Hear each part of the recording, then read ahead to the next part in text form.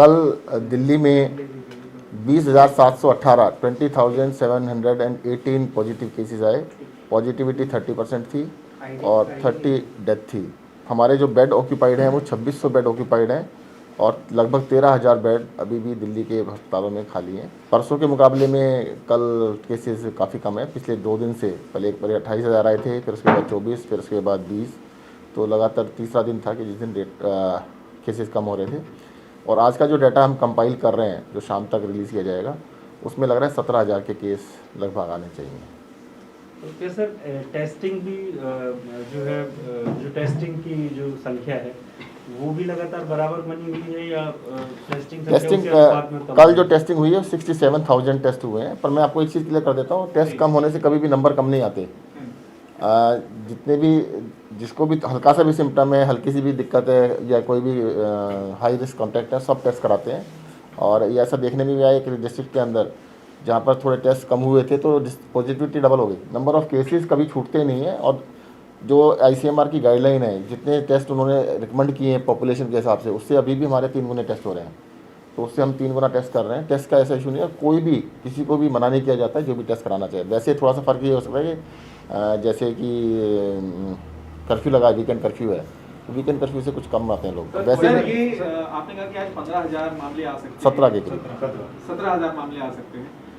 और दूसरा ये कि टेस्ट कितने आज हुए होंगे सर, लगभग अनुमान? नहीं, टेस्ट देखिए दिल्ली के अंदर पिछले अगर आप 1 महीने के अंदर लगाएं तो 60,000 से लेके 1 लाख के बीच में चल रहे हैं। हमेशा ही 60,000 से लेके 1 लाख के बीच में चल रहे हैं। जैसे कल 67,000 आए थे। सर एक समय पर कहा गया था कि 3 लाख तक हम टेस्ट पहुंचाएंगे। हमारी कैपेसिटी है 3 लाख तक की। देखो टेस्ट कराने के लिए तो अभी आप लोग आए हैं, आप लोग मेरे से मिलने आए सारे लोग, तो आप लोग तो टेस्ट नहीं चाहते, नहीं तो मैं भी यहाँ पे लगवा देता हूँ कि सब लोग घुसे तो टेस्ट करा के घुसे। टेस्ट की जरूरत जिसको है उसका टेस्ट सबका किया जा रहा है। सर लेकिन सवाल ये है कि आप टेस्ट कम हो रहे हैं, आपने कहा है कि नई गाइडलाइन है, लेकिन जो लोग लक्षण के बिना है, अगर वो किसी को कोरोना दे देते हैं और वो गंभीर बीमारियों से ग्रसित रहते हैं, तो खतरनाक बात हो गई ना। केंद्र सरकार ने कोरोना एक देखिए, पैदा हो जाएगा। अब एक्सपर्ट मुझे लगता है आपको तो बनने की आवश्यकता नहीं है। केंद्र सरकार इतने उन्होंने एक्सपर्ट बिठा रखे हैं, इतने सारे लोग हैं।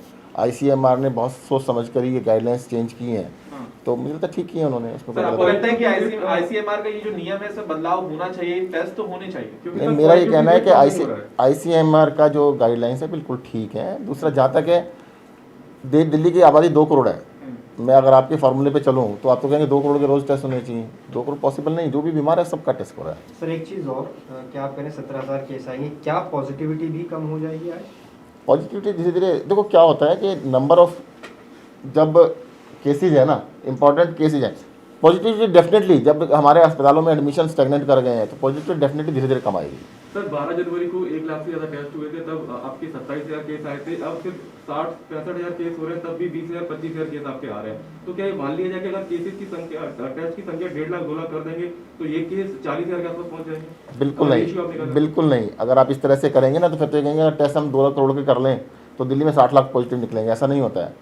जो भी लोग हल्का सा भी सिम्टम होता है, जो भी कॉन्टैक्ट होते हैं, वो टेस्ट कराते ही हैं सारे के सारे।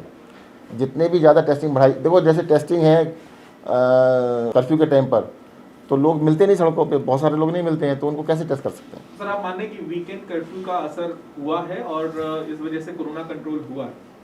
बिल्कुल। देखिए नाइट कर्फ्यू है, वीकेंड कर्फ्यू है, हमने सारे कहते हैं एजुकेशन इंस्टीट्यूट बंद करे हैं, इवन ऑड किया है दुकानों के लिए, रेस्टोरेंट बंद कर दिया, उनका बिल्कुल असर पड़ रहा है। सर जिस तरीके से आपने कहा कि अब गिरावट भी हो रही है आने वाले केसेस में, तो कब तक ये रिव्यू किया जाएगा कि थोड़ी बहुत अब छूट दी जाए लोगों को? देखो मैंने क्या बताया पहले ना, देखो अभी ऐसा लगता है कि पिछले 3 दिन से केस कम होने स्टार्ट हुए हैं, बट अगले 3-4 दिन तक और देखेंगे कि कम होके एक सब्सटेंशियली डाउन आ जाए। ऐसा ना हो कि लगे कि टेम्परेरी डाउन था। सर आज कितनी आपको लगती है संक्रमण दर? लगभग 17,000 के आसपास टेस्ट केस आने चाहिए। संक्रमण दर सर इससे कमी आएगी। कल 30.6 थी तो उससे कमी रहेगी। तो सर आप ये मान रहे हैं कि ऐसा नहीं है कि ज्यादा टेस्ट होंगे तो ज्यादा लोग पॉजिटिव आएंगे, ऐसा नहीं है? नहीं, एक लिमिट के बाद ऐसा नहीं होता कि आप सबको ही टेस्ट कर लेंगे तो सारे पॉजिटिव आ जाएंगे, ऐसा नहीं होता है।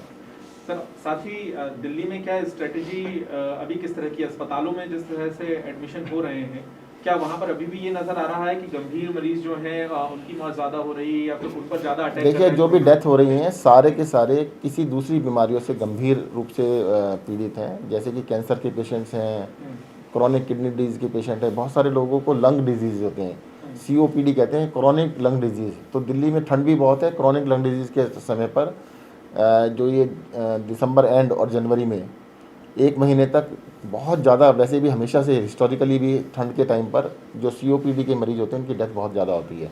अभी अस्पताल में दूसरे बीमारियों का इलाज कराने के लिए लोग आते हैं तो टेस्ट करने पर कई बारी वो पॉजिटिव भी पाए जाते हैं। तो ज़्यादातर डेथ जो हो रही हैं वो कोमॉर्बिडिटीज़ की वजह से हो रही हैं। तो सर ये लोग ऐसे भी हैं क्या जिन्होंने वैक्सीन नहीं लगवाई है? ज़्यादातर लोग देखिएगा वो डाटा मैंने कल परसों बताया था, उसमें 75% के करीब लोग ऐसे थे जो वैक्सीनेटेड नहीं थे। और सर क्या इस तरीके का भी कोई डाटा है कि जो अभी तक के जितने इस जो वेरिएंट के केसेस कितने आए हैं और डेल्टा के देखो ऐसा होता है, अब जितने भी एक दिन में 20,700 पेशेंट आए, उनका जीनोम सीक्वेंसिंग इम्पॉसिबल है, कोई कर ही नहीं सकता है। जीनोम सीक्वेंसिंग एक दिन में 200-300 पेशेंट आए तो हो सकती है, तो वो टेस्टिंग करके देख ली गई। तो अभी हमने बताया था आपको 30 और 31 तारीख की जो निकली थी वो 81% ओमिक्रॉन था, तेज़ी से बढ़ रहा है। तो ओमिक्रॉन का रेशियो मान सकते हैं, कंफर्टेबली मान सकते हैं उसका ज़्यादा है।